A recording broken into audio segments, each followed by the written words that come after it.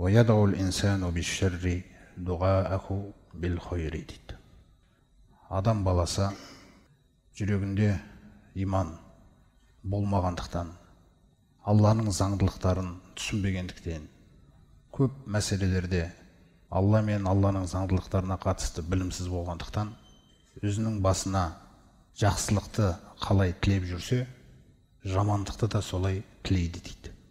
Жамандықты да солай тілеп шақырады дейді. وَكَانَ الْإِنسَانُ عَجُولًا. Өйткені адам баласы сондай бір асығыстыққа бейім жаралған дейді. Яғни білім болмаған кезде асығыстық адамды жеңіп кетеді екен. Білім болмаған кезде адамды мұң, уайым, ашу деген нәрселер жеңіп кетеді. Сол кезде ол өзінің басына бір жамандықты шақыра салады дейді Алла Тағала. Көбінесе Алла Тағала біздерді қалаған кезінде өзінің даналығына сай таршылықпен сынауы мүмкін. Бір қиындықпен сынауы мүмкін. Немесе бірінен соң бірі келіп жатқан сәбилер шетіней беруі мүмкін. Алла өзі біледі не істеп жатқанын. Ол өзінің ісінде дана. Алайда біз Алланың бұл заңдылығын сынақ үшін жаралғанымызды түсінбеген кезде, жаңағындай қиындықтарды көтере алмай қалып, адам басына сол кезде бір жамандықты тілеуге дайын тұрады екен. Мысалы, пайғамбарымыз саллаллаху алейхи ва саллямның заманында қасындағы сахабалар, олар да енді бірте-бірте үйреніп жатыр. Біз де бірте-бірте үйреніп жатқандай. Сол бірте-бірте дінді, Алланың заңдылықтарын үйреніп жатқан кездер болатын. Сондай бір жорықтардың бірінде, сахабалардың айтуы бойынша, жорықтардың бірінде бір түйеге 7 адамнан кезектесіп мінген кезіміз болды дейді. Сол кезде бір кісінің кезегі келді де, ол түйеге мінген кезде түйе жүрмей қойды дейді. Сол түйенің жүрмей қойғанына да адам деген сондай әлсіз, мысалы бір күшті болуы мүмкін, ол біреумен күресетін болса жеңіп кетуі мүмкін. Бірақ Алланың оны бір көндіргісі келетін жағдай туғызғанда, сол жағдайға көніп жатқанын көтере алмайтын адамдар болады. Мысалы, келе жатып сүрініп қалғанына соны көтере алмай жылайтын адамдар болады да, сөйтіп жолды лағнет дейді ол, мысалы. Сондай нәрселер бар, мінездер. Сонда жаңағы сахабалардың біреуі сөйтіп жаңағы түйені лағнет деп жібереді. Өй, қарғыс атқыр деп, мысалы. Пайғамбарымыз саллаллаху алейхи ва саллям естіп қалады да, кім ол түйесін қарғап отқан? Мен деп айтады. Түс андағы түйеден не үшін үстінде отырсың лағнет дегеннен кейін? Оған қарғыс айтып үстінде қалай отырсың дейді. Сосын сол жерде пайғамбарымыз саллаллаху алейхи ва саллям айтады: «Ла тадъу аля анфусикум». Ешқашан өздеріңе жамандық тілемеңдер. «Ва ла тадъу аля хадамикум». Қол астыларындағы қызмет жасап жүрген адамдарға да жамандық тілемеңдер. «Ва ла аля ауладикум». Балаларыңа да жамандық тілемеңдер. «Ва ла аля амваликум». Сондай-ақ малдарыңа да жамандық тілемеңдер. «Ла туафиқу мин Аллахи сағатан юссалу фиха атаан фаястаджиба лакум» деп аяқтайды сол хадисін. Алла Тағаланың міндетті түрде жауап беретін сағатына сәйкес келіп қалмасын өзіңе жамандық тілеп атқан кезің дейді. «Фаиннал малаиката юамминуна аля ма тақулун». Шынымен де періштелер айтып жатқан сөздеріңе амин деп қалады дейді. Сондықтан да бала сізге берілген. Сіз оны тәрбие мектебінен өткізу керексіз. Оны тәрбиелеу жолында үлкен сабыр керек, үлкен рахымдылық керек. Ол сіз ойлағандай жұмыс емес ол. Сіз сол жұмыстың табиғатына сыну керексіз да. Егер сіз сынбасаңыз, ана бала сіздің ойыңыздағыдай болмай жатқанда, өй деп, бізде қаншама сөздер бар үйде. Қарапайым болып кеткен, мысалы қоғамда қарасаңыз, мойның үзілгір деген сөз айтылады. Кәдімгідей айтылады ол. Дүкенге жіберіп бармай қалса, құрып кеткір деген сөз айтылып жатады. Неше түрлі сөздерді естіп жатырмыз адамдардан, мысалы. Келмеске кетсін деген сөздер айтылып жатады. Сол жаңа қыздарға да сондай нәрселер айтылып жатады. Дұрыс адамын таппағыр. Неше түрлі сөздер балаларға айтылып жатады. Ол бала тәрбие мектебіндегі бала ол. Сен баламен жұмыс жасай алмай жатқан кезде өзіңіз ойлаңыз да. Сондықтан да көлігіңіз жүрмей қалса, көрдіңіз ба? Көне алмайсыз. Көну деген ол бір қорлық. Сосын көлікке тіл тигізіп қана өзіңнің дәрежеңді көтересің.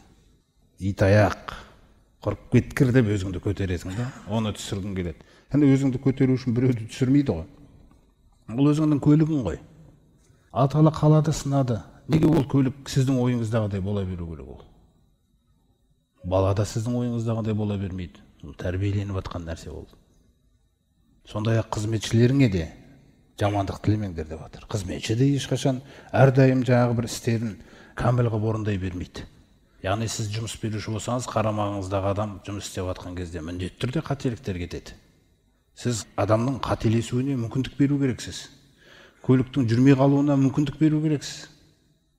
Ол тек Аллада ғана қалаған нәрсесі болады. Біз сынақ үшін жаралғанбыз да. Сондықтан да сынақтардың кезінде жаңағындай дұғаларды айтудан пайғамбарымыз саллаллаху алейхи ва саллям тыйып жатыр. Өйткені жамандық шақыру бұл негізінде имансыздардың ісі. Өйткені пайғамбарымыз саллаллаху алейхи ва саллям оларға келіп, Алладан абайлаңдар, кешегі Самуд қауымы, Ат қауымының басына келген нәрселер кеп қалуы мүмкін бастарыңа. Сақ болыңдар, маған бойұсыныңдар, тыңдаңдар, мен Алланың елшісімін деген жанашыр сөздерін айтып жатқан кезде, сонда жаңағындай тәкаппар біреулері фәтина бима тағидуна ин кунта минас садиқин, егер рас айтушылардан болсаң, онда бізге сол уәде еткен азабыңды әкел. Қараңыз. Яғни тәкаппарлықтың сондай бір жаман көрінісі олардағы. Жақсылықтан гөрі жамандықты асығып тілейтіндігіне бір Әнфал сүресінде әдемі аят бар, солардың сөздері келтірілген сол жерде. Вақалу Аллахумма, олай деп айтқан сонда Мекке мүшриктерінің көсемдері, жаңағы Бәдірде күллісі құртылғандар, меккелік кезеңде пайғамбарымыз саллаллаху алейхи ва саллямға не деп айтты? Аллахумма деп тілеп жатыр кәдімгідей. Я Алламыз деп сыйынып жатыр. Я Алламыз, инкана хаза хуал хаққа мин индика. Егер де мына Мұхаммедтің сөйлеп жатқан нәрсесі шынымен де сенің қасыңнан келген ақиқат болса. Сөйлем әдемі басталды ма? Я Алламыз, егер де мына Мұхаммедтің сөйлеп жатқан, шақырып жатқан нәрсесі шынымен де сенің қасыңнан келген ақиқат болса. Қандай сөйлем тұру керек? Одан кейін біздің сүнніміз бойынша онда бізді соған ергіз. Бұл жақсылық тілеу. Бірақ сөйлемдеріңіз қараңыз қалай аяқталады. Егер де бұл Мұхаммедтің айтып жатқан, шақырып жатқан нәрсесі сенің қасыңнан келген ақиқат болса, фаамтир алейна хижарата минас сама, онда аспаннан бізге тас жаудыр үстімізге. Қараңыз, қандай дәрежеге дейін жамандық тілеуі мүмкін адам өзіне. Ау тина би ғазабин әлим, немесе бір жан қинайтын азабыңды әкел. Қараңыз. Сонда да Алла Тағала олар сондай дұғаны бастарына тілесе де, Алланың рахымы ашуын жеңген Юнус сүресінде Алла Тағала баяндағандай, «Валау юғаджируллаху линнаса аш-шарра истиғжалахум бил хойри лақудия байнахум».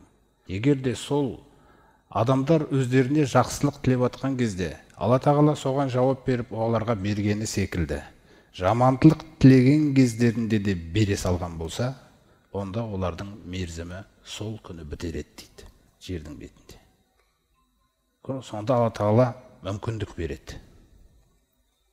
Сондықтан да мұсылманның иман бергеннен кейін жақсылық беріліп атқан кезде де, жаңағындай сынақ, қиындықтар келіп атқан кезде де сөзіңіз, дұғаңыз тура жолда болу керек.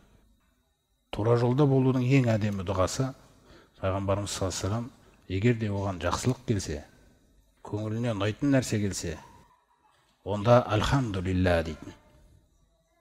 Бізге үйретілген керемет сөз. Сол альхамдулилля бірден таразыға кетеді ғой.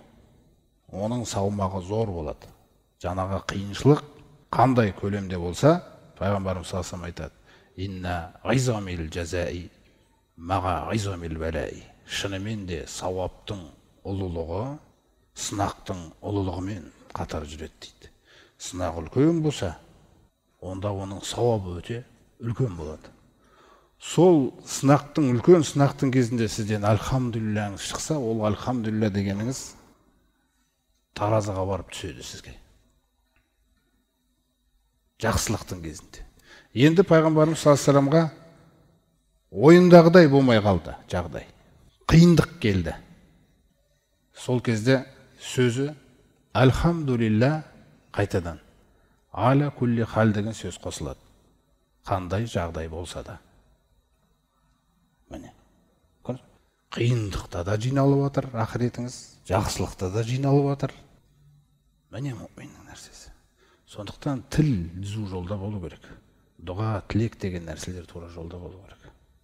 Сондықтан бұның кішкентай тармақтары болады. Кішкентай тармақтары. Бәлкім сіз жаңағындай қарғыс шақырмайсыз.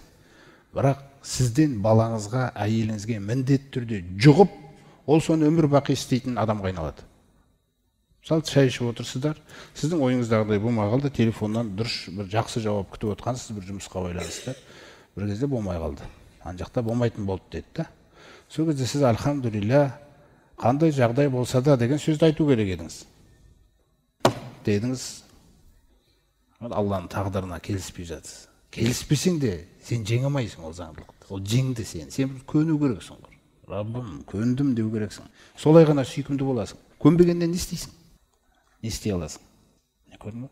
Сондықтан құрып кеткір деген сөз шығуы мүмкін сол жерде. Өйткені адам ашудың кезінде не айтып не қойғанын да білмеуі мүмкін. Сол үшін Алла Тағала мына аятта бізге сол әдепті үйретіп жатыр. Әрдайым жақсылық тілеңдер. Ла тадғу аля анфусикум. Өздеріңе қарай жамандық тілемеңдер. Тек қана жақсылық тілеңдер. Мысалы, Яқуб пайғамбардың Юсуф баласы жоғалғанда, одан кейін Биньямин жоғалған кезде, сонда жылап отырып не дейді? Мысалы, екеуі де кетіп қойған кезде, үміт етем, Раббым олардың күллісін маған қарай алып келе ма деп. Кім жақсылық тілеу? Өйткені ой, шайтанның ең кірісетін жері, сіздің ойыңызға бір кіріп алса, ол сол арқылы ол сізді билей алады. Сондықтан Алла Тағала жол бермес үшін Әл-Хадисул Қудсида сондай нәрсені айтады бізге. Ана инда зонни абди би. Мен құлым мен жайында ойлап отқанда ойының қасындамын дейді. Қараңыз. Құлым мен жайында ойлап отқанда мен оның ойының қасындамын. Фа ин зонна би хойрон фа хуа хойрун лаху. Егер мен жайында жақсы ойласа, өзіне жақсы болады дейді. Ва ин зонна суан. Егер де жамандық ойласа, мен жайында деген сөзді айтпайды. Өйткені жамандық, мен жайында ешкім жамандық ойлауға хақысы жоқ дейді. Жамандық ойласа, ол жаңағы шайтаннан келіп жатқан нәрсе. Онда сол жамандығы өзіне дейді. Адам баласы асығыстық табиғатта жаралған. Қашан иман мен білім біргеді, асығыстық деген нәрсе сізге дос болмайды. Асығыстықтан құтқаратын нәрсе тек қана иман және білім. Білім дегенде осы кітап пайғамбардың сүннеті көзделіп отыр ғой бірінші орында. Міне осы екеуі сіздің жетекшіңіз болса, иншалла, асығыстық деген табиғат, ашу деген нәрселер бәрі өміріңізден қалыс қала береді. Қала береділер, жұмыс істемейді. Өйткені білім оның орнына жұмыс жасайды. Не үшін Алла Тағала пайғамбарымызға уахиді түсіріп отқан кезде де, мысалы, бір сахаба келіп бір нәрсені сұрақ болса, сахабалардың айтуынша, сол кезде пайғамбарымыз жауап бермей үнсіз қалды дейді.